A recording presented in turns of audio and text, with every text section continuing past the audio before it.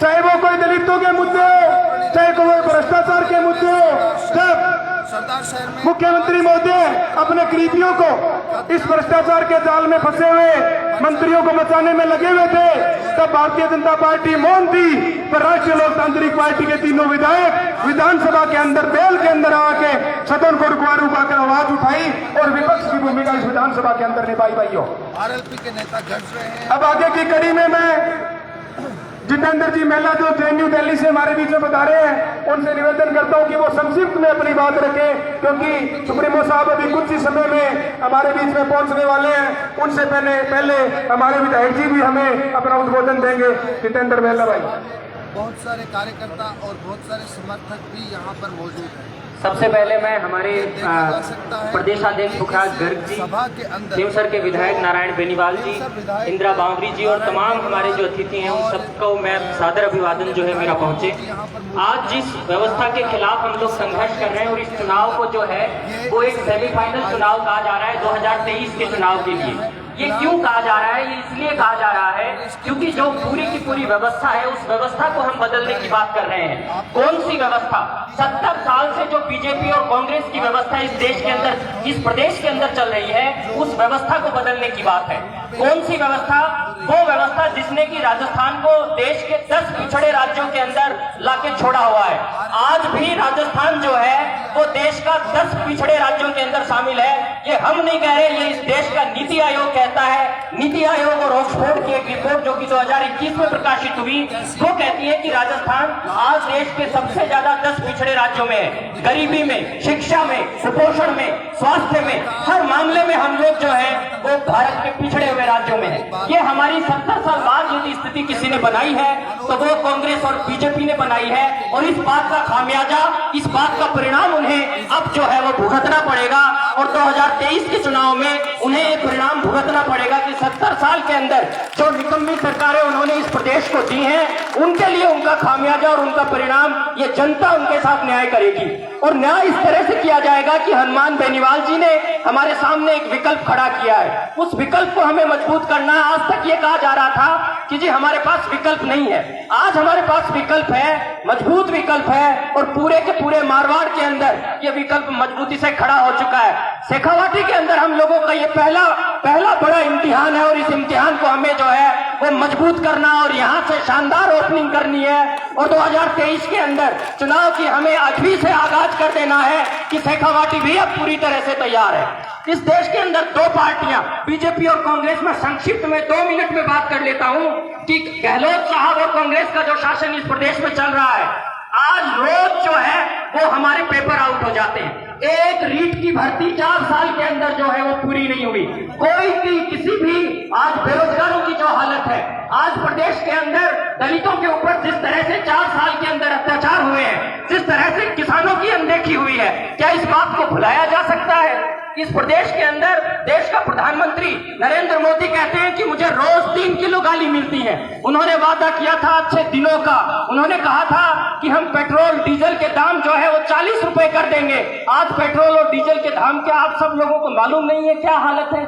आज गैस के क्या भाव है ये क्या हमें मालूम नहीं है? इस देश के अंदर बात हुई थी अच्छे दिनों की और बात हो गई बर्बादी के दिनों की। तो क्या नरेंद्र मोदी गाली नहीं खाएंगे तो क्या गलागन खाएंगे?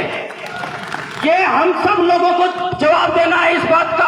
और मजबूती से हमें हनुमान बेनीवाल जी और राष्ट्रीय लोकतांत्रिक पार्टी को मजबूत करना है। और हमारे एकमात्र और लोकप्रिय यहाँ के जो प्रत्याशी हैं लालचंद जी मूंड, पिछले 30 सालों से यहाँ पे संघर्ष कर रहे हैं, उनको, उनकी आवाज को मजबूत कीजिए और बताइए देश के लोगों को कि राजस्थान के लोग अब जाग चुके हैं। पूरे देश के अंदर जो है इस चुनाव की नजरें हैं, दिल्ली से लेकर तमाम जगहों तक। हम लोगों की ये परीक्षा है कि हम हनुमान बेनीवाल जी को यहाँ से मजबूत करें। आप सब साथियों ने सुना, बहुत बहुत शुक्रिया, धन्यवाद। धन्यवाद जितेंद्र भाई। हमारे बीच में अभी पधारे राष्ट्रीय लोकतांत्रिक पार्टी के अल्पसंख्यक मोर्चा के प्रदेश अध्यक्ष जैसलमेर से चल के हमारे बीच में पधारे आर.के. मेयर जी का हम सरदार शहर की पावन धरा पे हार्दिक स्वागत करते हैं, अभिनंदन करते हैं। आपके बीच में यहाँ आपके लोक लाडले राष्ट्रीय लोकतांत्रिक पार्टी से प्रत्याशी लालचंद जी मूंड, जो कि 4 बार से लगातार डेयरी के चेयरमैन है, पंचायत समिति के प्रधान भी रहे हैं, सरपंच भी ये आप 2 बार रह चुके हैं। हम उनका भी हार्दिक स्वागत करते हैं, अभिनंदन करते हैं। अब आगे की कड़ी में मैं पाली से चलकर हमारे बीच में पधारे हुए राष्ट्रीय लोकतांत्रिक पार्टी के जिलाध्यक्ष श्रीमान माधोराम जी चौधरी से निवेदन करता हूं कि वो संक्षिप्त में अपना उद्बोधन दें। माधोराम जी चौधरी। एक जोरदार जयकारा लगाएंगे। बोलो वीर तेजा जी महाराज की। और हमारे पार्टी के सुप्रीमो क्रांतिकारी भाई हनुमान जी बेनीवाल का भी एक जयकारा लगाएंगे जोरदार। हनुमान बेनीवाल। इस सरदार शेर की पवन धरा को प्रणाम करते हुए मंच पर विराजमान पार्टी के प्रदेशाध्यक्ष भोपालगढ़ के लोक लाडले विधायक फुकरा जी गर्ग साहब, क्यूसर से विधायक, बहुत ही संघर्षशील और इस पार्टी के मजबूत स्तंभ भाई नारायण जी बेनीवाल साहब, मेरता विधायक, महिला सशक्तिकरण के उदाहरण इंदिरा जी बावरी और मंच पर तमाम विराजमान मेरे जिलाध्यक्ष साथी और प्रदेश के पदाधिकारी, गांव या सरदार शहर से पधारे हुए मेरे पिता तुल्य बुजुर्गों और क्रांतिकारी युवा साथियों, आज जो आप देख रहे हो भाई लालचंद जी मुंड को एक उस पार्टी का टिकट मिला है जो इस राजस्थान के लिए अपने खून और पसीना से बनाई हुई पार्टी, गरीब मजदूर शोषित पीड़ित और किसान के लिए बनी हुई आपकी खुद की पार्टी, जिसको आप गर्व से कह सकते हो कि हम उस पार्टी के कार्यकर्ता और वो पार्टी हमारी है। आपने 70 साल के अंदर पार्टियां 2 देखी है, पर उसकी कार्यशैली और उनके कार्यक्रम एक ही थे। चित और पुर दोनों एक बराबर चलते थे। न किसान की सुनते, न गरीब की सुनते, न मजदूर का सारा था, न अल्पसंख्यक की भी सुनी थी। मेरे भाइयों, यदि ईमानदारी में देखा जाए तो हिंदुस्तान के अंदर हनुमान बेनीवाल से बड़ा कोई ईमानदार नेता नहीं हो सकता। यदि संघर्ष को सलाम करोगे तो सड़क से लेकर विधानसभा से लेकर लोकसभा तक सड़क पर संघर्ष करने वाले, ऐसो आराम को त्याग कर गरीब और किसान के लिए सड़क पर संघर्ष करने वाला नेता, हिंदुस्तान का एक नेता हनुमान बेनीवाल। मेरे भाइयों, ये गरीब परिवार से आने वाले किसान के बेटे लालचंद जी मुंड को आपने उस आशाओं के साथ खड़ा किया है।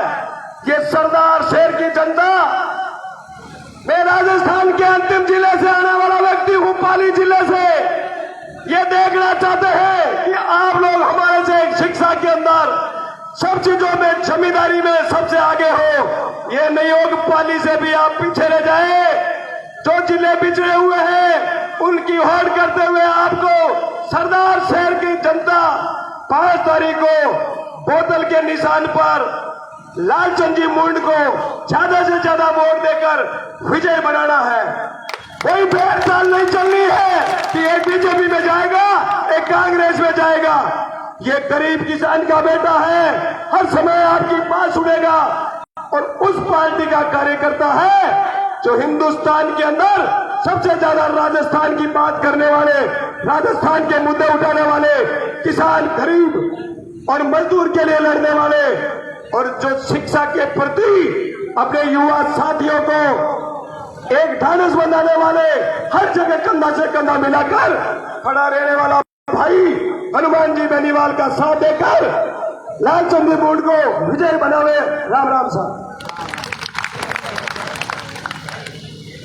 हमारे बीच में अभी पधारे मेरे साथी प्रवक्ता राष्ट्रीय लोकतांत्रिक पार्टी के भाई रोहित जी गुर्जर का हम हार्दिक स्वागत करते हैं, अभिनंदन करते हैं। अभी आगे की कड़ी में मैं सीकर राष्ट्रीय लोकतांत्रिक पार्टी के जिलाध्यक्ष श्रीमान महेंद्र जी डोरवाल साहब से निवेदन करता हूं कि वो अपना उद्बोधन दें। महेंद्र जी डोरवाल। सरदार शहर के इस गांधी चौक में आयोजित नामांकन सभा में उपस्थित राष्ट्रीय लोकतांत्रिक पार्टी के प्रदेश अध्यक्ष भोपालगढ़ से विधायक सम्माननीय पुखराज जी गिरक साहब, लोक लाडले खीवसर के विधायक भाई साहब नारायण जी बेनीवाल साहब, मेरता से विधायक बहन इंदिरा बावरी जी, पार्टी के अल्पसंख्यक मोर्चे के प्रदेश अध्यक्ष रऊफ मेहर खान साहब व तमाम मेरे पार्टी के अग्रिम पंक्ति के पदाधिकारीगण, सरदार साहब की इस पावन धरा पर पधारे बुजुर्गों, युवा साथियों, पिछले 75 साल से आप लोग जो बुजुर्ग बैठे हैं उन्होंने तो लोकतंत्र को नजदीकी से देखा है। पहले राजा के पेट से राजा पैदा होता था, मगर आज इस लोकतंत्र में संविधान ने आपको अधिकार दिया है कि आप अपने क्षेत्र का राजा आप चुने। मगर पिछले 40 साल से एक ही परिवार के लोग आपके राज करते आ रहे हैं। पिछले 40 साल से एक ही परिवार के पेट से, एक ही व्यक्ति के पेट से राजा पैदा करते आ रहे हैं। लोकतंत्र ने आपको अधिकार दिया है कि आप उस बदलाव को करें। मताधिकार का प्रयोग करके इस प्रदेश की जनता आपकी ओर मुंह ताके देख रही है कि आप इस बार कोई ना कोई बड़ा बदलाव करेंगे। पिछले 35 साल से एक ही व्यक्ति यहां से प्रतिनिधित्व करते आ रहे थे। कुछ ज्यादा कहना नहीं चाहते, मगर उनके जो प्रत्याशी हैं कांग्रेस के अनिल शर्मा जी, वो आज भी कहते हैं कि मैं मेरे पिताजी के जो अधूरे सपने हैं उनको पूरा करने के लिए आप लोगों के बीच में आया हूं। जिस व्यक्ति ने 35 साल तक आपके सपनों की धूल सटाए रखी, जिस व्यक्ति ने 35 साल में आपके सपनों को पूरा नहीं किया, क्या वो 1 साल में आपके सपनों को पूरा कर देगा? बेटा तो उसी का है जिस व्यक्ति के ऊपर आप लोगों ने इतने दिनों तक भरोसा किया। मेरी इस पार्टी के जो सुप्रीमो हनुमान जी बेनीवाल, उन्होंने 4 साल पहले पार्टी बनाई है। 4 साल में प्रदेश के किसी भी कोने में कहीं भी किसी भी दलित पीड़ित शोषित व्यक्ति के लिए अन्याय हुआ हो, अगर उस व्यक्ति की आवाज को सड़क से लेकर संसद तक, विधानसभा तक अगर किसी पार्टी ने और किसी व्यक्ति ने उठाया है तो राष्ट्रीय लोकतांत्रिक पार्टी के हमारे नेताओं ने उठाया है। आप लोगों को याद कर रखना पड़ेगा कि आपके सुख दुख में साथ कौन आता है, आपके सुख दुख का भागीदार कौन है। कांग्रेस पिछले 4 साल से शासन कर रही है। आज कांग्रेस का पूरा मंत्रिमंडल, सारे विधायक, मुख्यमंत्री सहित सारे आज सरदार साहब की धरती पे है। आप लोग बताइए, अगर कांग्रेस ने 4 साल काम किए होते तो उन सारे पूरी कांग्रेस की, दिल्ली से लेकर राजस्थान की पूरी कांग्रेस को सरदार साहब में आने की आवश्यकता थी क्या?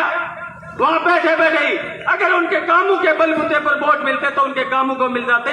ये काम नहीं करते हैं, सिर्फ आप और हमें बेवकूफ बना के 5 दिन के लिए झूठे साचे वादे करके हमारे वोट को ले लेते हैं और फिर 4.5 साल तक हमें भूल जाते हैं। भाजपा क्या किया है? इन युवाओं से पूछो, इनकी आंखों में आंसू हैं। इन किसान के बेटे जो देश की रक्षा करने के लिए जाते थे, उन पर भी एक लाइन खींची और टीओडी के नाम पर 4 साल के लिए सेना में भर्ती होगी, ऐसी योजनाएं लाने वाली आपकी भाजपा की सरकारें हैं। तो इन दोनों सरकारों को आपको नकारना पड़ेगा। और मेरी आपसे हाथ जोड़ कर अपील है कि राजस्थान में किसान के सम्मान को बचाने के लिए, युवाओं के अभिमान को बचाने के लिए राष्ट्रीय लोकतांत्रिक पार्टी के उम्मीदवार हैं श्री लालचंद जी मूल, उनको आप जिताएं।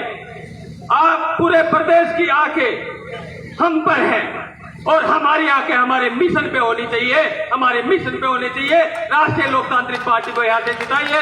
बहुत बहुत धन्यवाद, बहुत बहुत आभार। धन्यवाद अध्यक्ष जी।